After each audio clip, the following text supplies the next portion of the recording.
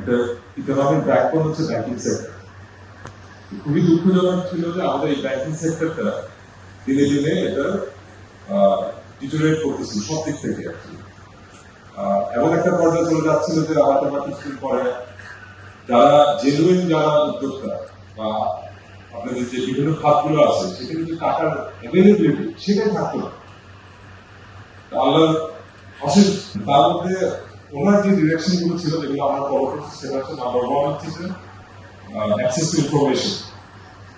আসল চিত্রটা কি সেটা সবার সামনে কেমন সেটা সবচেয়ে আগে উনি প্রায়োরিটি দিল এবং সেটা সাহসটাও দিল আমাকে, সেটা আমরা করলাম।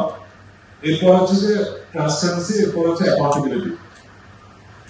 যে যেই কাজ একটা ব্যাংকের কাজ হচ্ছে ব্যাংকের আমানতকারী সেই গার্জিয়ান হচ্ছে একটা ব্যাংক, ব্যাংকের ম্যানেজমেন্ট বলেন ব্যাংকের বোর্ড বলেন, আমাদের দায়িত্ব হচ্ছে যে আমানতকারী যে আমাদের কাছে রাখতেছে সেটাকে দেখাশোনা করা এবং সেটাকে প্রপারলি আমাদের যারা ডিপোজিটর তাদের কনফিডেন্স গ্রো করা।